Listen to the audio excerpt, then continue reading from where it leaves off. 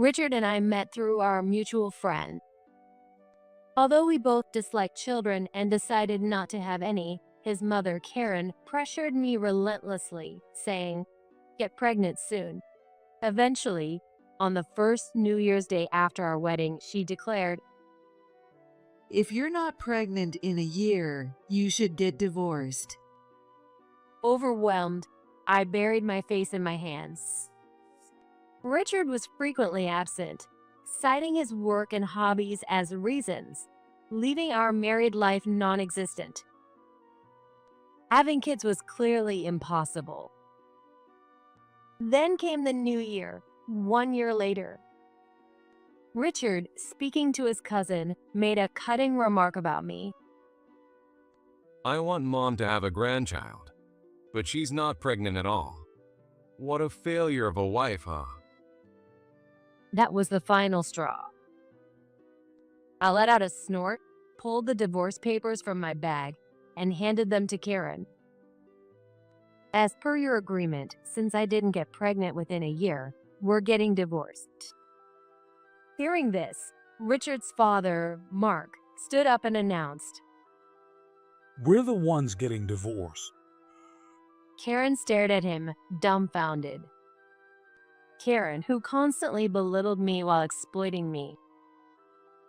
Richard, who sided with her and trampled on my feelings. I've had enough. They'll regret treating me like a fool. I am Emily, a 40-year-old homemaker.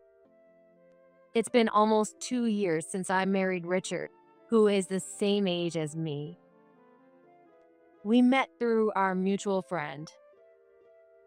An old co-worker of mine worked at Richard's company, and we had a chance to have a meal together.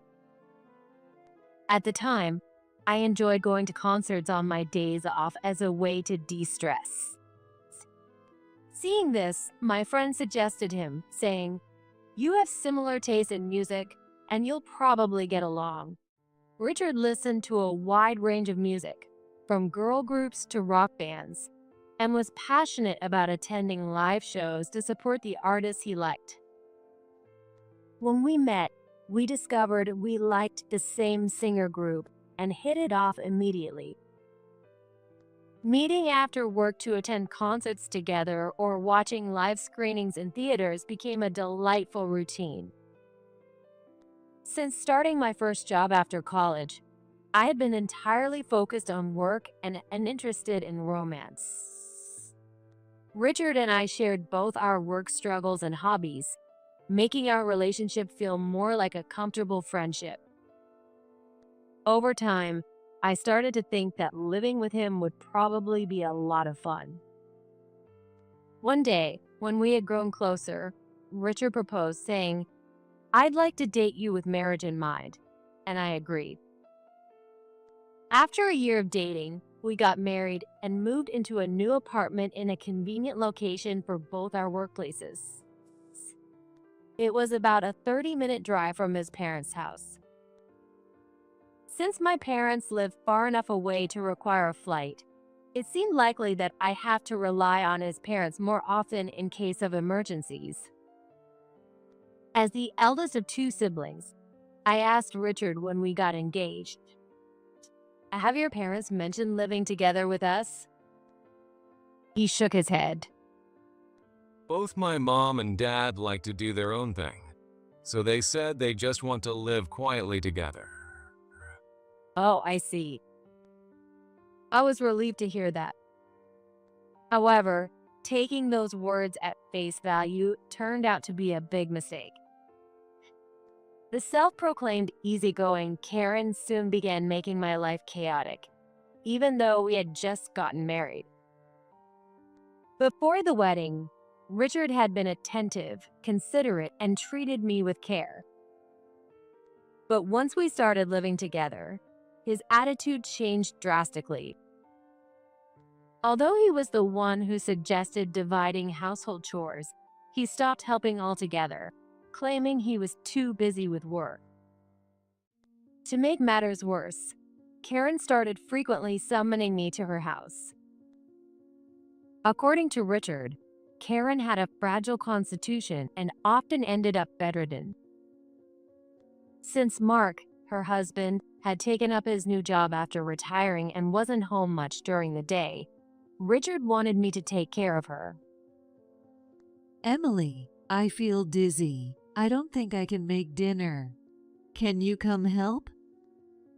My joints ache and I can't get out of bed. Please come by after work. This happened about every other day. It got to be so frequent that I started to worry about her. Taking some vacation days, I took Karen to a general hospital for a thorough checkup. But the results showed no issues. The doctor suggested it could be an autonomic disorder, or it's probably just due to aging. Every time Karen called me, I would rush to her house after work to run errands, cook dinner, or pull weeds in the yard. Being in someone else's house was exhausting and physically draining. But looking at Karen lying on the couch, I couldn't bring myself to complain to her. What's even more puzzling is that she occasionally goes on overnight trips with her friends. When I brought this up with Richard, he brushed it off, looking annoyed. She's just using her pension to have fun. What's wrong with that? It wasn't about the money. I was worried about her health. After several months of this, I was completely worn out. One day, while Richard was lounging on the couch, scrolling on his phone, I cautiously brought it up. "Hey, could you go help Karen sometimes?" Without looking up, Richard smirked as he continued texting someone. "She'd feel more comfortable if you helped her instead of me. And honestly, commuting to her house after working full-time is physically draining for me. Could you at least take over on weekends?" Finally, Richard looked up, clicked his tongue in irritation, and replied in an exasperated tone, Mom only calls you when she's really struggling. If you don't like going over there, we could just have her move in with us. The way Richard said it made it sound like I was the bad guy, and it left a sour taste in my mouth. Then at least, please help out with the housework as much as you can. I know. If I get home early enough. However, Richard started coming home later and later each day, and eventually he began staying overnight at the office more often.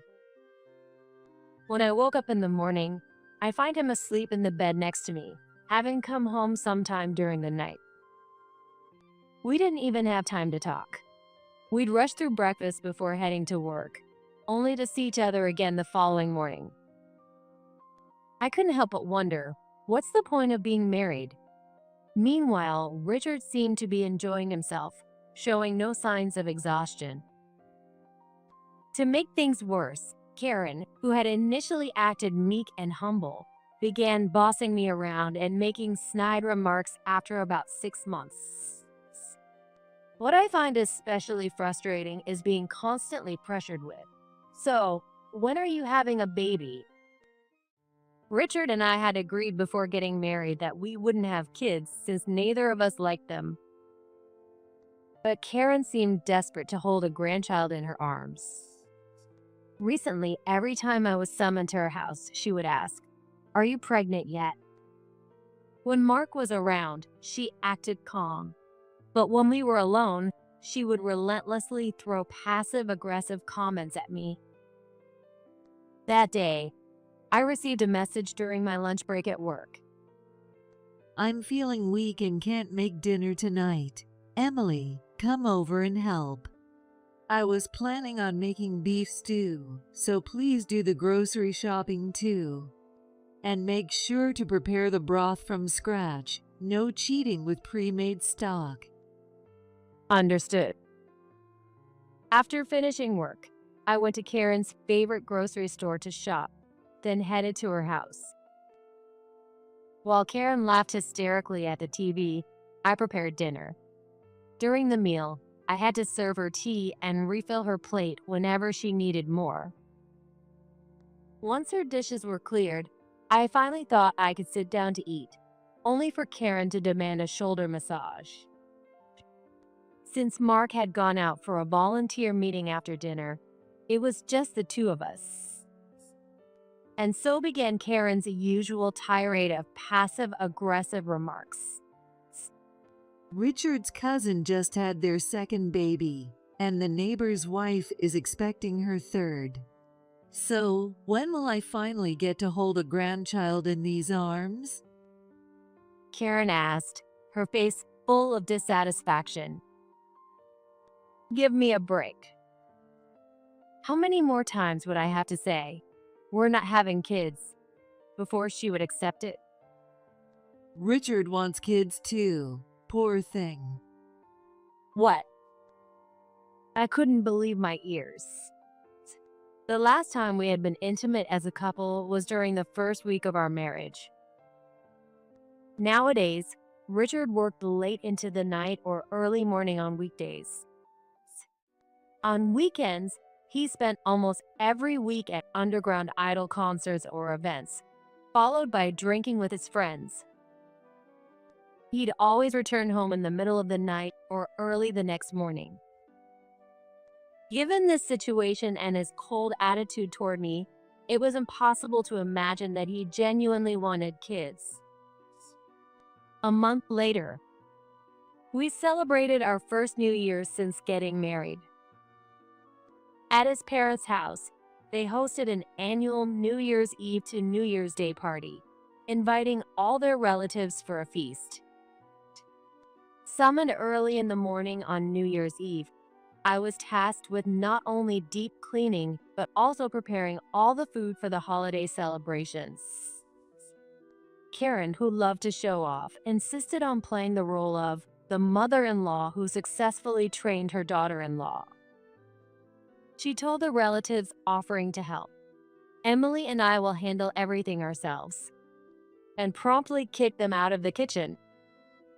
Even though she made me do everything, she acted like it was all her effort. At sunset on New Year's Day, the relatives thanked Karen and Mark before heading home. Exhausted from being worked harder than ever, I was about to collapse when Karen, lounging in her chair, demanded a massage. It annoyed me that she barely moved all day, but still gave orders like she was in charge. However, arguing would be more trouble than it was worth. I obediently massaged her shoulders as instructed. Suddenly, Karen snapped at me, her frustration evident. Thanks to you, I was humiliated today. What? Did I do something wrong? Confused, I looked at her, only for Karen to start complaining bitterly. Grandchildren, it's been nearly a year since you got married, and you're still not pregnant. Is there something wrong with you? Karen then began recounting her encounter earlier that day with an old friend. That woman used to have a bad relationship with her daughter, but somehow they made up, and her daughter married the son of an IT company CEO. Oh, you mean May's classmate? Richard chimed in from the same room, still glued to his phone. May was Richard's younger sister. Mark had gone out for his daily walk, leaving me bracing myself for Karen's barrage of complaints.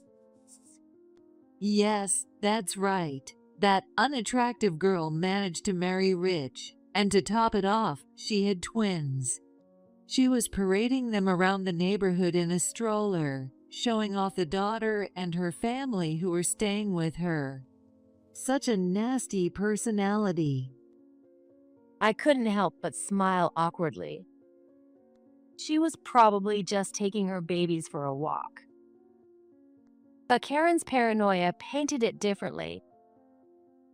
Calm down, Mom. It's not Emily's fault she's having a hard time getting pregnant. She's not exactly young anymore. His words made my blood boil. He's the same age as me, turning 40 next year. How could he blame me for something when he's the one unwilling to participate in our married life? Karen shifted her gaze from Richard to me, her expression scornful as she declared, Richard, you married the wrong woman. If you had married someone younger and prettier, you'd probably have 3 kids by now. 3 kids in 1 year? Does she expect me to have triplets? Stunned, I sat there speechless, while Richard shrugged. Yeah, I think I made a mistake choosing my wife. See, I should have objected to this marriage from the start. Now, massage my calves next. Criticizing me while demanding a massage. What kind of person does that? Oh, by the way, isn't May coming over yet? It's almost midnight. Karen asked Richard with a displeased look. She works at the department store, remember? She said she'd stop by after work, so she'll be here soon. Honestly, prioritizing work over greeting her relatives, what's wrong with her? If she doesn't get married soon, she'll become the neighborhood laughingstock. Karen fumed, a vein bulging on her forehead. Her outdated mindset was almost pitiful at this point. Tonight, May was expected to stop by for New Year's greetings. Richard had told me before that May and Karen had a tense relationship. After leaving home to attend college, May started living on her own and rarely visited, except during New Year's, with little to no contact otherwise. The last time I saw her was at our wedding. The impression of her as cool and quiet still lingers in the back of my mind. I bet May doesn't even have a boyfriend. Probably not. Richard agreed, glancing at me and letting out a mocking laugh from his throat. You know, both of you are just washed up as women. I gasped. I glared sharply at Richard, but he remained unfazed and addressed me in an arrogant tone. Emily, why don't you put in some effort to become a woman more suited for me? Excuse me? You always look so tired, don't you? It really brings my mood down. We're both busy, but you act like you're the only one, and it's annoying. As Richard spread his arms with a smug smile, anger started boiling up inside me. I worked full-time, handled the housework, and spent what little free time I had taking care of Karen. Why am I so exhausted every day? Whose fault do you think that is? If you don't change your attitude, I might just go find someone else. Oh, Emily, if your husband's saying things like that, it's all over for you. Karen chimed in gleefully, slapping her hands together as if she'd just come up with a brilliant idea. That's it. If you two don't have a child within a year, get a divorce. Great idea. Deadlines always help achieve goals. This might even whip you into shape. Don't just decide that on your own. I protested, but my objection was drowned out by the sound of the doorbell. Richard checked the intercom and invited the visitor inside. It was May. Hi, Emily. What's this? Work talk on New Year's. Well, Richard's voice was so loud I could hear it from outside. Richard, smirking, revealed the details in a snide tone. oh, I was just telling her. If you don't have a baby within a year, we'll get divorced. May suddenly pulled out her phone from her bag. Oh, Emily, I don't think we've exchanged contact info yet, have we? Can we do that now? Okay, sure. After exchanging numbers, May left without even staying for tea. Richard and Karen continued chatting, so I was the only one to see May off at the door before returning to the living room. As soon as I came back, Karen's face twisted with disdain as she started bad-mouthing May. She's so cold and unlikable. Yeah, women need to be charming. No wonder she can't find anyone to marry. Ignoring their remarks, I went back to the kitchen and started washing the mountain of dishes piled in the sink. Even after that, Karen frequently called me over, citing reasons like, I have a headache or my legs hurt, making me do housework at her place. And of course, she continued to pester me relentlessly about having children. Half a year left until New Year's Day. If you don't have a child by then, Richard's going to leave you.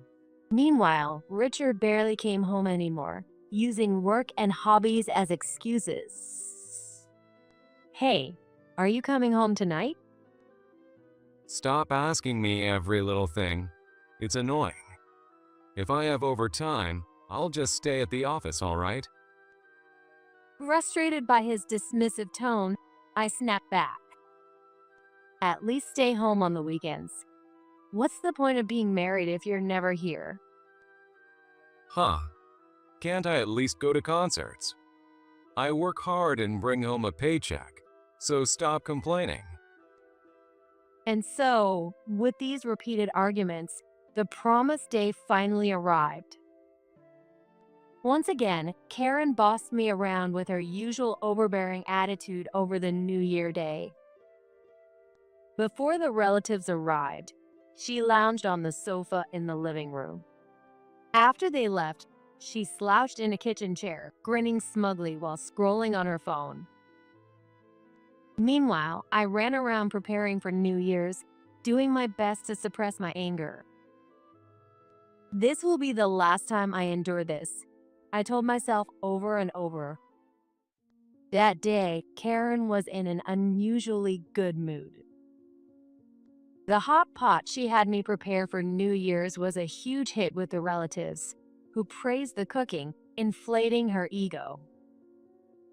The crab and scallops from Alaska are so fresh and delicious.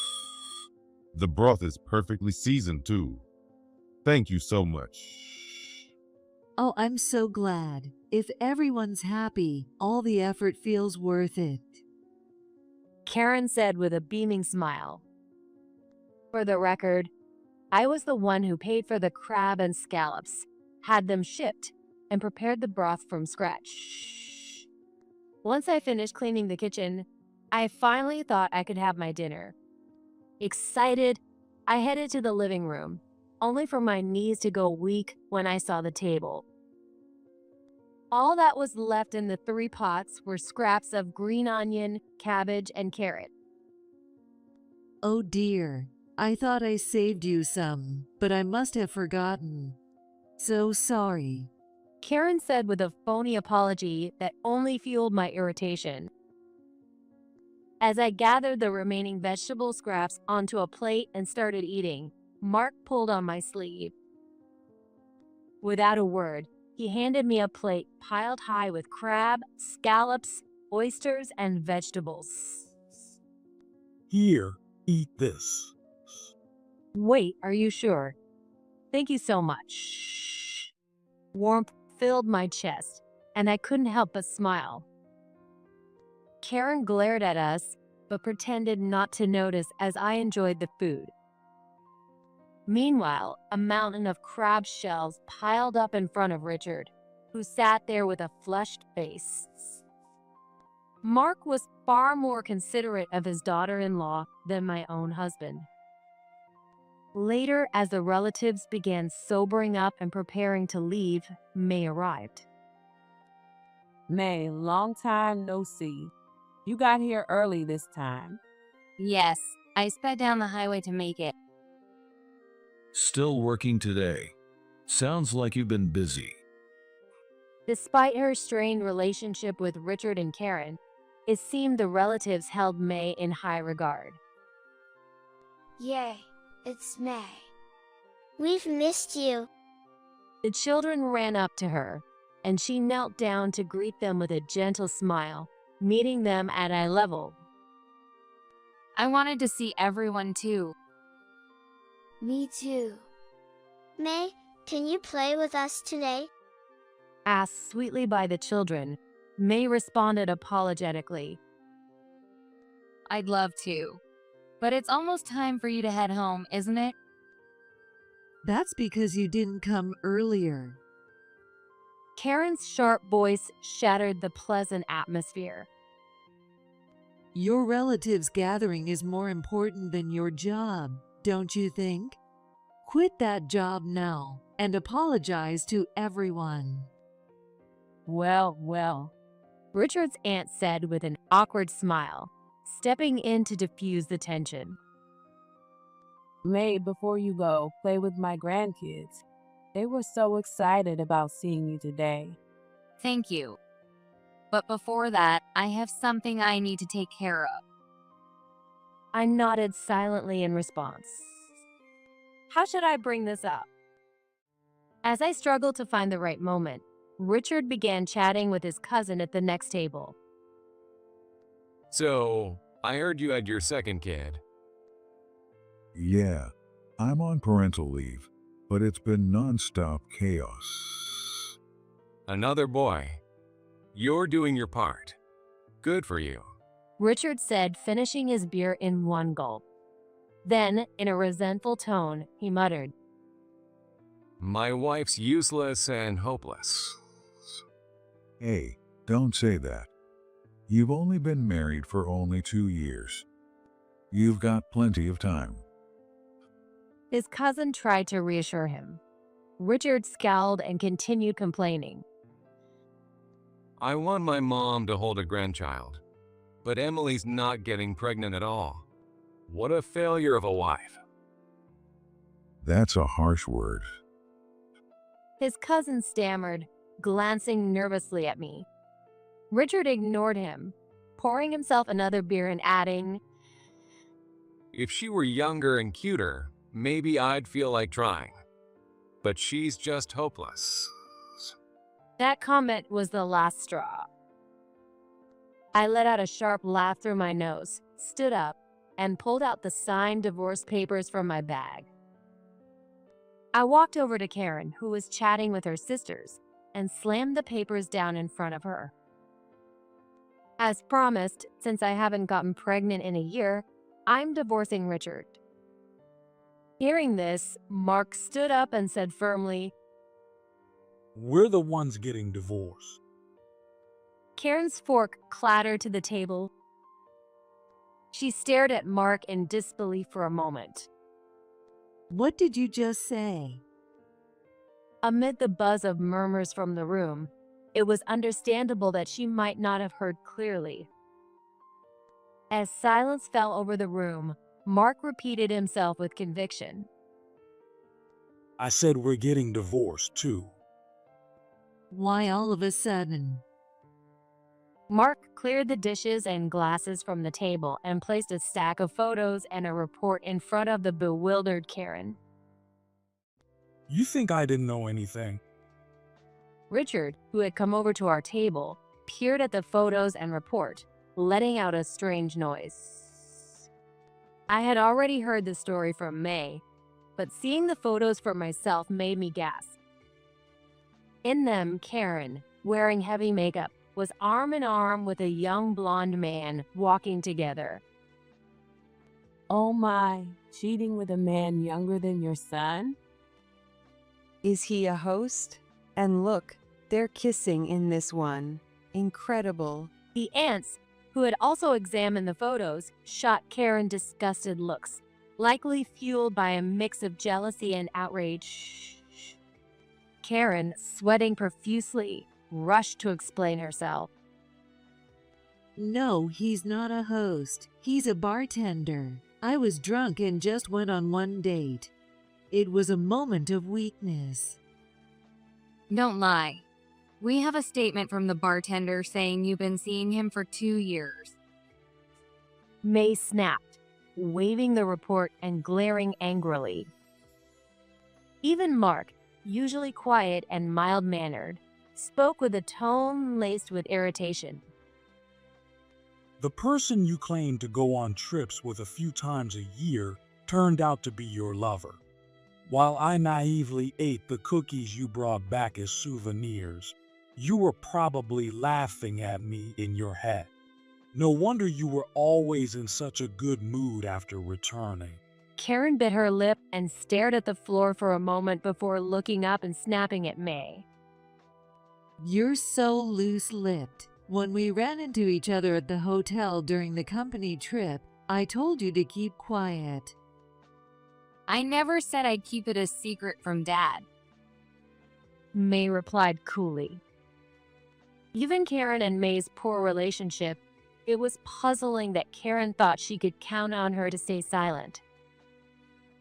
Do you enjoy ruining families? You're such a heartless child. That's why I can't stand you. Karen shrieked hysterically, her voice echoing through the room. May furrowed her brows and shot back in a stern tone. You're the one without a shred of compassion, Mom. When I heard you were constantly summoning Emily and forcing her to do all the housework, I was utterly appalled. And you are lying about being sick. Karen flinched, her shoulders jerking. May pressed her further. You were in the track team and always bragging about how you barely catch colds and have never had a serious illness. You thought you could manipulate Emily to serve you, didn't you? Shortly after last New Year's, I had received a message from May. She asked me to tell her if Karen was being unreasonable, promising to help as much as she could. When I told her about Karen frequently calling me over under the pretense of illness, May called me directly. Don't trust her. She's just trying to exploit you and get you to do whatever she wants. She later revealed that she had run into Karen and her lover at an inn during a company trip, and that erased any remaining trust I had in Karen. Honestly, my anger was outweighed by pity. What kind of person goes to such lengths just to control me? Dad, you must have known something was up. Stop ignoring the problem and take Emily's side for once. Richard's always been completely under Mom's thumb, so he's no help at all. Startled by May's rebuke, Mark straightened his posture and lifted his head. He turned his whole body toward me, apologizing with a look of genuine remorse. I'm sorry, Emily. I had a feeling your treatment at her hands was unfair, but I avoided getting involved because I didn't want to deal with the trouble. If it were me, I wouldn't take care of a mother-in-law like her, even if I were paid. May said firmly, and her words felt like a weight lifted from my chest. Hearing this, Richard rushed over and accused me angrily. Were you extorting money from Mom? You're so greedy. What? Of course not. What's that supposed to mean? Mark opened his eyes wide, looking at me in confusion. I heard that Emily was being paid for her trouble, so every time she came over, I gave Karen $50.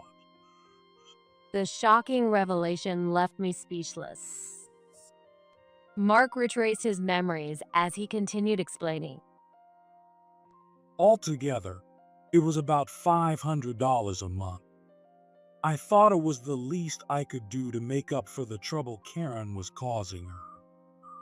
I turned my gaze toward Karen, who averted her eyes guiltily. Dad, a person who treats their daughter-in-law like a servant would never give Emily money. May snapped, making Mark realize something. Don't tell me. You gave it to your lover? The money I worked hard for. Mark's face turned pale. The relatives watched him sympathetically as his voice trembled with anger. Mom, that's just wrong. Dad doesn't deserve this. Richard muttered, breaking the silence. I couldn't help but burst into laughter. Richard turned to me, his face contorted in anger. What's so funny? I'm sorry. It's just hilarious that you can say that while completely ignoring your own actions. Richard froze for a moment before shouting, You came with me to concerts and events before we got married. What's wrong with supporting idols and artists? I wouldn't mind if you were just a fan. But you're not, are you? I held up a few photos I had taken secretly at a concert, raising them high enough for the relatives to see.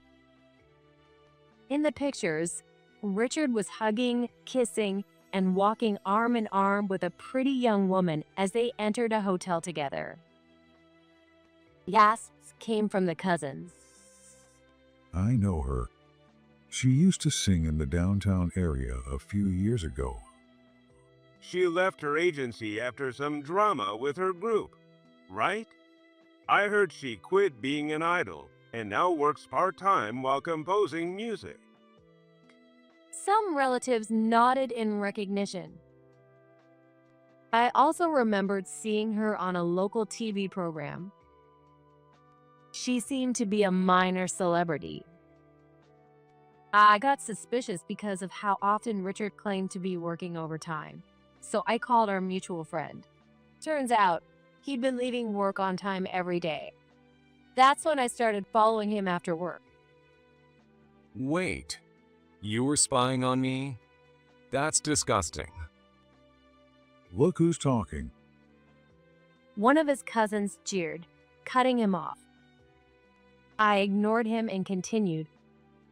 When I spotted Richard at the back of a concert venue, a former member of her group approached me. When I told him I was Richard's wife, he advised me, Richard's cheating. If you want solid proof, let him think he's getting away with it for a while. He was absolutely right. She's living a part-time lifestyle, right? But in these photos, she's decked out in high-end designer brands like she's rolling in money. As he tilted his head in confusion, May revealed the truth. That's because Richard spent over $10,000 on her. $10,000? Did he spend that much on CDs and merchandise when she was active? Someone asked, but Richard remained silent, his face twisted in frustration. I decided to answer in his place. No, it's not that. After she retired, you wanted to date her, so you bought her tons of designer bags and jewelry, didn't you? Shut up. It's my money, and I can spend it however I want. Glaring at Richard as he tried to argue, I responded in a cold, logical tone. Oh, really? Even though I'm the one covering our $1,000 monthly rent and all our living expenses, while you only pay for your taxes? Wow. Richard's mouth opened and closed like a fish, but he couldn't think of a single retort. I pressed on, relentless. After your company's performance tanked following our marriage, you put the condo under my name, didn't you? And now you've drained our shared savings. What kind of nerve does that take? Karen, her face pale and trembling, muttered weakly. That's not good. What should I do? I promised to give him an $8,000 watch for his birthday. But I can't take on more debt, so I was going to borrow the money from Richard. Richard blinked in confusion before asking. Wait, didn't you have Grandpa's inheritance? That's long gone. That's a problem. Next month, I'm renting out an event hall for her birthday celebration. I was planning to ask Mom to cover the cost. I was completely dumbfounded. Here was a man with a meager salary who relied on me to cover his living expenses while he spent lavishly on another woman. And on top of that, he still planned to ask his mother for money. Like, Mother, like Sun.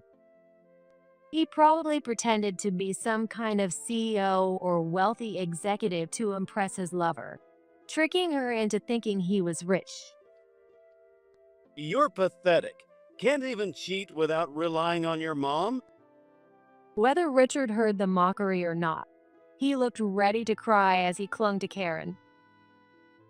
If mom's broke, I'm in trouble. I've sunk most of my paycheck into that girl, so I'm drowning in debt. If Emily divorces me, I'll be out on the street.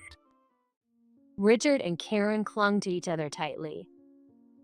To an outsider, it might have looked like a touching display of family affection. But knowing the truth that they were a pair of fools struggling to fund their extramarital affairs, it was impossible not to laugh. May seemed to feel the same, turning away and shaking with laughter. I'm the same. Every time I see him, he demands expensive gifts, and I've run out of money. But I have to support him. He needs me. Me too. She can't live without me. Chuckles rippled through the room as the relatives couldn't hold back their laughter. But the two of them were dead serious. Richard, we can't afford to get divorced right now. Karen declared, clenching her fists as if rallying herself. She pulled away from Richard and turned to Mark, her tone suddenly saccharine. Hey, sweetheart, lend me $10,000. I'm not asking you to give it to me. I'll pay you back someday. Watching this unfold, Richard panicked and dropped to his knees in front of me. Looking up at me, he pleaded desperately, Emily, please reconsider our divorce. I'll even apologize for pushing you about having a baby. The ex-idol was just a fling, and you're the one I really need. I was furious. How could he say such selfish things? But before I could yell, Mark exploded in anger. That's enough. The sheer force of his voice silenced the entire gathering, as if someone had poured cold water over the room. Mark stood up, his face bright red, glaring at Karen and Richard with eyes blazing with anger as he shouted, Both of you, get out of my sight. Sign the divorce papers and leave. Don't ever come back to my house.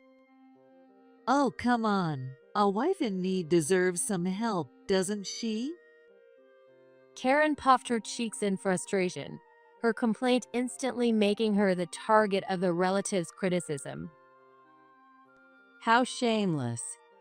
No wonder Mark's furious. Richard's just like his mom. Emily, you've been so patient all this time. Poor thing. You too. Get out already.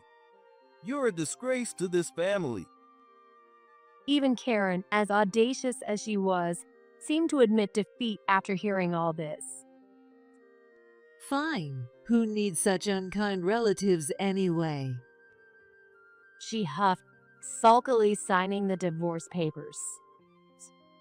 Karen then nudged the dazed Richard into signing and stood up, supporting him as if he were about to collapse. I'll come back later for my stuff, so don't touch it. If you give me your new address, I'll send it to you.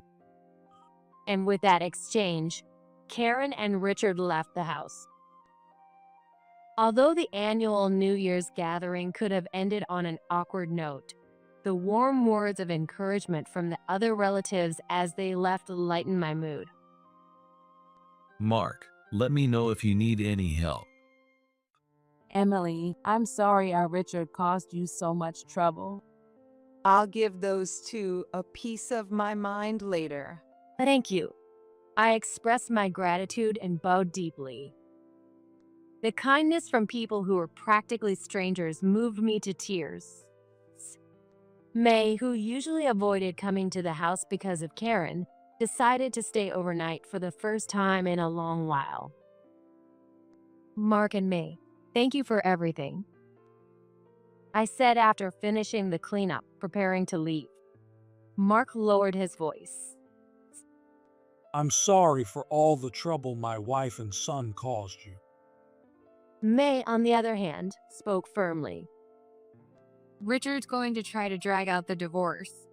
I'll introduce you to a good lawyer right away. It's not your fault, Mark. May, I'm counting on you. Thank you.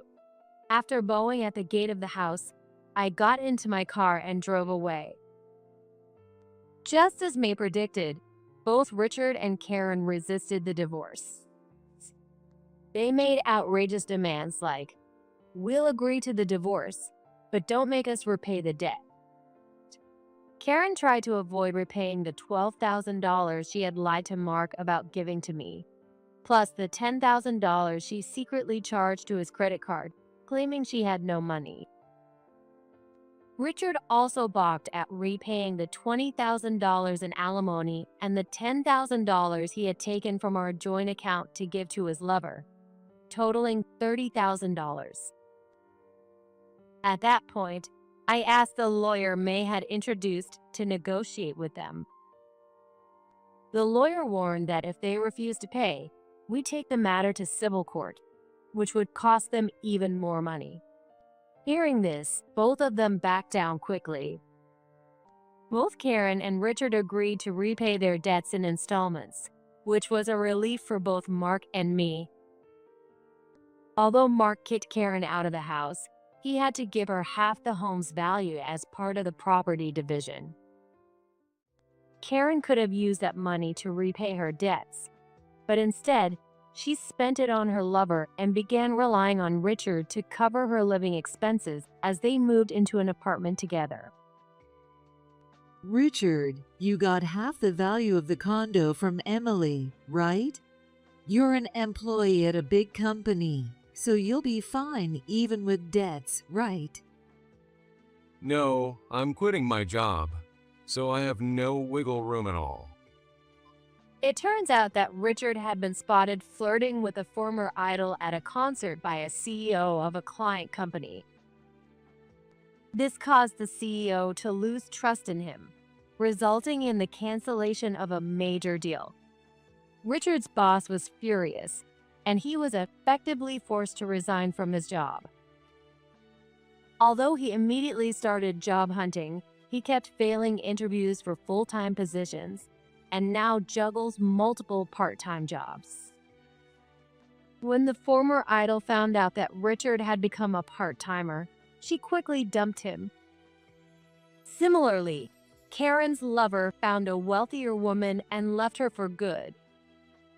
Later, while Richard was working hard, Karen refused to do any housework and squandered the money she received from the property division on gambling. It also came to light that she had been secretly borrowing money from relatives without Richard's knowledge, which finally pushed him over the edge. The two of them began having intense arguments daily, leading neighbors to file repeated noise complaints with the police. After this series of events, Richard and Karen were completely disowned by the extended family, who cut ties with them entirely. Even after the divorce was finalized, I stayed in touch with Mark and May. The three of us often meet up for meals, and our relationship has grown stronger. Back when we used to meet at the in-laws' house, they always seemed stern and unapproachable. However, since Karen left, their demeanor has transformed. They are now warm, cheerful, and easy to talk to. Apparently, I've changed too, as May often tells me these days. "Emily, you're so much easier to talk to now." Recently, I've even started going to concerts by my favorite singer again, something I'd avoided since getting married.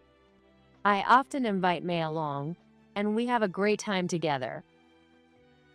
Though my marriage with Richard didn't work out, I'm deeply grateful to have met a wonderful friend like May. While it's disappointing that my marriage ended after just a few years, I've chosen to see it as a valuable life experience. The painful days of enduring Karen's demands and Richard's snide remarks now feel like a distant memory. Just knowing I'll never have to see those two again fills me with relief. No matter what challenges lie ahead, I feel confident I can face them head on.